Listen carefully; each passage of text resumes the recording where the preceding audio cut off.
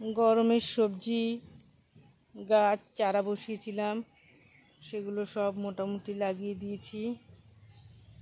এই যে শশা গাছ চ্যানেলে লাগিয়েছি, টবেও লাগিয়েছি। এই যে করলা গাছ লাগিয়েছি, করলার ফুল চলে এসছে।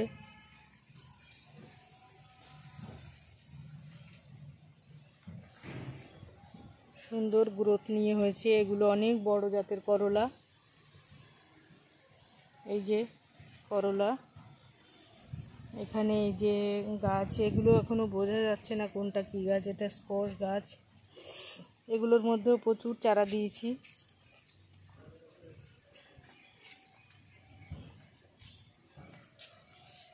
এটা এই যে তরমুজ গাছ, এটাকে তুলে এখানে লাগিয়েছি। তরমুজের চারা জানি কেমন হয়ে যাচ্ছে, তার জন্য আমি এখানে উঠিয়ে লাগিয়েছি। দেখিয়ে ভালো হলে আবার তুলে লাগাবো। এখানে বরবটি গাছ তো আগে লাগিয়েছিলাম, অনেক আগে। এখন বরবটি হচ্ছে। আর এখানে ওই যে করলা গাছ লাগিয়েছি। অনেক করলা গাছ কিছু অনলাইন থেকে কিনেছিলাম, আর কিছু একজন দিয়েছিল, খুব সুন্দর করলার জাত, সেগুলো দিয়েছিল, সেগুলো লাগিয়েছি। অনেক চারা উঠেছিল।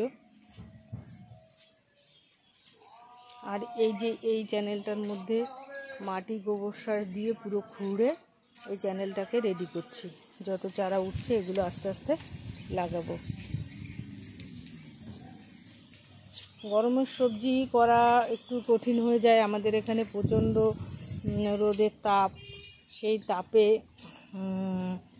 মানে এত রোদের তাপ, আর ছাদে টবে গাছ করা 2-3 বার জল দিতে হয়।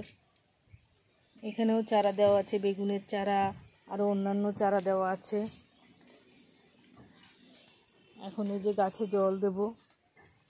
এই যে বেগুন গাছগুলো, বেগুন গাছ মাঝে একটু খারাপ হয়ে গেছিলো, আমি তারপর থেকে বেগুন গাছকে রোজ স্নান করিয়ে দিই, তাতে একটু ভালো হয়েছে। আর খাবার যেটা দিচ্ছি, খোল ভিজানো জল, তার সঙ্গে সবজির খোসা ভেজানো জল, এই দুটোই এখন দিচ্ছি আপাতত। এই যে গাছগুলো একটু খারাপ হয়ে গেছিলো, এখন আবার অনেকটা ভালো হচ্ছে। তো ওই গাছটা স্নান করাচ্ছি, আর ওই খাবার দুটো মিশিয়ে দিচ্ছি। লাউ গাছ খুব সুন্দর লাউ হয়েছিল আমার, আমি শর্ট ভিডিও দিয়েছিলাম, কিন্তু প্রত্যেকটা পাতা দেখুন ইঁদুরে পুরো কেটে দিয়েছে, পুরো গাছটাই নষ্ট করে দিয়েছে ইঁদুরে। এদিকে ইঁদুর, এদিকে হনুমান। আর এখানে এই যে জিনিয়ার চারা দিয়েছিলাম, সেগুলো আবার তুলে তুলে লাগিয়েছি। আর এগুলো এখানে সূর্যমুখীর চারা বেশি হয়নি, 4টে হয়েছে, তো আমি এই টবেই রেখে দিয়েছি। এইভাবে মোটামুটি গরমের সবজি করছি।